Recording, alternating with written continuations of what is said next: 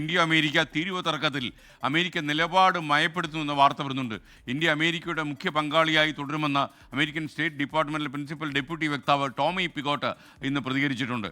ഇന്ത്യയുമായി തുറന്ന ചർച്ചയ്ക്ക് തയ്യാറെന്നും സ്റ്റേറ്റ് സെക്രട്ടറി മാർക്കോ റൂബിയോ അതേപ്പറ്റി വ്യക്തമാക്കി കഴിഞ്ഞെന്നും പിഗോട്ട് പ്രതികരിച്ചു.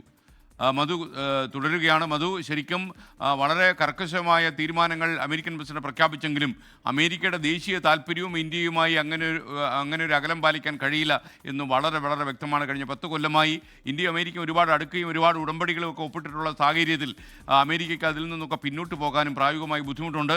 ഏറ്റവും അവസാനം അമേരിക്കയിൽ നിന്ന് വരുന്ന ഈ കാര്യം എന്താണ്?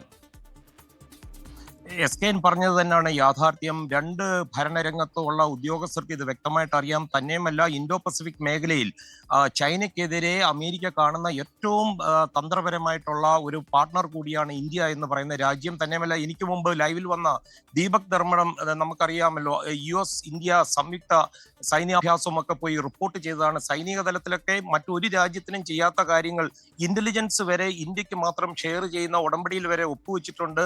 ബഹിരാകാശ ദൗത്യം, അങ്ങനെ ഒരുപാട് കരാറുകൾ ഒപ്പുവെച്ചത് അത് മുന്നോട്ട് പൊയ്ക്കൊണ്ടിരിക്കുകയാണ്. രണ്ട് ഭരണത്തലവന്മാർ തമ്മിൽ എന്തെങ്കിലും ഒരു ഉരസലുണ്ടായി എന്ന് പറഞ്ഞു ഇതൊന്നും ഒരു ദിവസം കൊണ്ട് അവസാനിപ്പിക്കാൻ പറ്റത്തില്ല.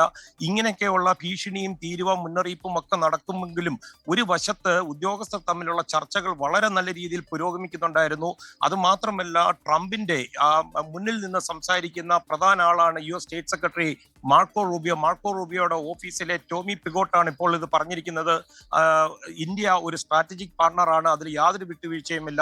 തന്നെയുമല്ല, ഇപ്പോൾ പുടിനെ ഈ സമ്മർദ്ദ ടേബിളിൽ എത്തിക്കുവാനുള്ള ഡൊണാൾഡ് ട്രംപിന്റെ ഒരു തന്ത്രമായി കൂടാ ഈ ഇന്ത്യയുമായിട്ടുള്ള ഈ തീരുവ യുദ്ധം. അതുകൊണ്ട് തന്നെ ഈ പുടിനുമായിട്ടുള്ള ഈ യുക്രൈൻ യുദ്ധം പറഞ്ഞ് അവസാനിപ്പിച്ചാൽ ഒരുപക്ഷെ പുടിൻ തന്നെയായിരിക്കും മോദിയുമായിട്ട് സംസാരിച്ച് ഈ വിഷയം തീർക്കാൻ പോകുന്നത്. SKN.